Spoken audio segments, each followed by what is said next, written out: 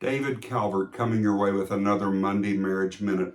We've been talking about divorce and remarriage, and I wanted to wrap up this discussion with a little bit of talking about grounds for divorce, including what's sometimes called biblical grounds for divorce.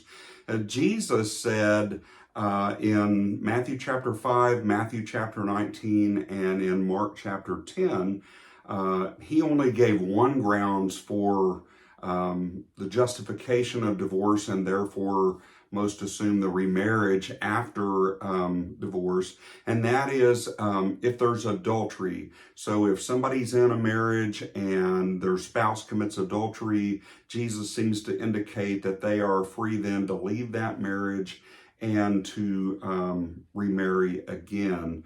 And so a lot of pastors would say, well, that's the only biblical grounds for divorce. But actually, the Apostle Paul over in 1 Corinthians chapter 7 gives another situation that there is biblical grounds for divorce.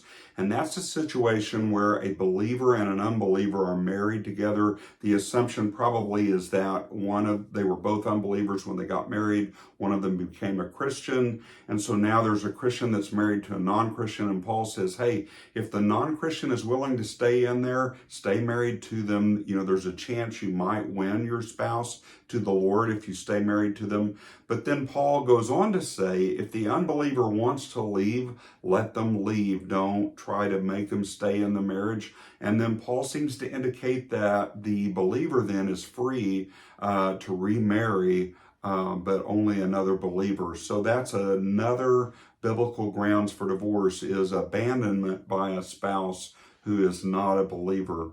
But there's a lot of other situations that Christians find themselves in sometimes where there's not quote unquote chapter and verse that covers their situation. So what do you do in those situations? I'll give you a couple. One is abuse. So what if you're in a relationship, and a lot of women especially find themselves in relationships where their husband is abusive, either to them or their children, or in some cases both.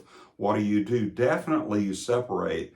You don't stay and subject yourself and or your children to verbal or physical abuse, certainly not sexual abuse. You protect your children, you protect yourself, you set those boundaries, and you get out. If the person is unrepentant and they're not willing to go get help, especially if you're in a situation where there's a narcissist involved, it's very unlikely that person is going to change that behavior. It's very unlikely they're going to own their part. It's very unlikely that they're going to get help. And so in those situations, you need to seek counsel for yourself. You need to go to a good Christian counselor or a pastoral counselor. Talk to your pastor about this situation. I don't know that you could say, quote unquote, I have biblical grounds for divorce, but it's certainly a situation in which we may need to rely on the grace of God, because it's not something that you can help what the other person is doing. Another situation that's similar to that is addiction. So if you're married to somebody and they get caught up in an addiction, whether it's for drugs or alcohol, or whether it's pornography or other sexual behavior or gambling or things like that. Addiction can certainly destroy a marriage. It can destroy a family. It can wreck your finances.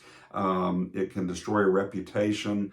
And so if the person that you're married to that has the addiction is unwilling to get help, unwilling to change, they have shown time and time again that they're not going to get that help. They're not going to leave their addiction.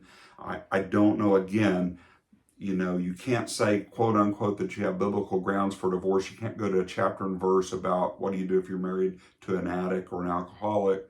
But again, you should seek the counsel of a good Christian counselor and your pastor or your spiritual leader, and seek what you should do in that situation. These are all tough, difficult situations to deal with.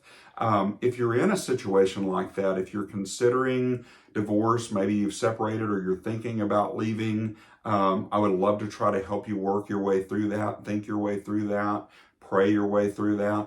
So you can find out more about me on my website, davidcalvertlpc.com. Until next time, this has been Monday Marriage Minute. Hang in there and God bless you.